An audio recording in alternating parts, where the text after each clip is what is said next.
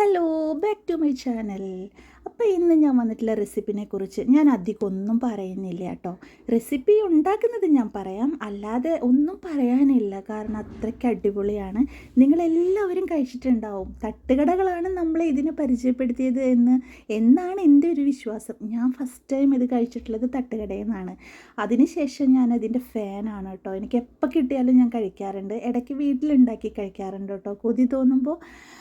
അപ്പം നിങ്ങളുടെ അവിടെ ഇതിന് എന്താ പറയാന്നറിയില്ല. എൻ്റെ അവിടെ ഇതിന് എഗ് ആൻഡ് പീസ് എന്നാണ് കേട്ടോ പറയുക. അപ്പം നിങ്ങളെന്താണെന്ന് പറയുന്നതെങ്കിൽ ഒന്ന് കമൻറ്റ് ചെയ്യണേ. അപ്പോൾ നമുക്കിത് ഉണ്ടാക്കുക എങ്ങനെയാണെന്ന് നോക്കാം. സിമ്പിളാണ്. ആദ്യം ഗ്രീൻ പീസ് ഒന്ന് വേവിച്ച് മാറ്റി വെക്കണം.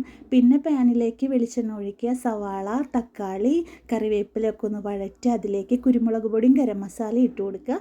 പിന്നെ മുട്ട ഒന്ന് ബീറ്റ് ചെയ്ത് ഒഴിച്ചു കൊടുക്കുക. അതിലേക്ക് നമ്മൾ വേവിച്ച് വെച്ചിട്ടുള്ള ഗ്രീൻ പീസ് കൂടെ ചേർത്ത് ആവശ്യത്തിന് ഉപ്പ് നോക്കിയിട്ട് ഇട്ട് കൊടുക്കുക. അത്രയേ ഉള്ളൂ കേട്ടോ പരിപാടി.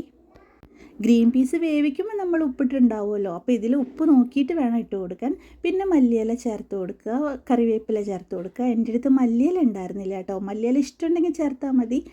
എനിക്കിഷ്ടമാണ്, പക്ഷെ എൻ്റെ അടുത്ത് ഉണ്ടായിരുന്നില്ല. നല്ലൊരു ഫ്ലേവറാണ്. ഇത്രയേ ഉള്ളൂ കേട്ടോ, അടിപൊളിയാണ്. അപ്പോൾ ബൈ ബൈ.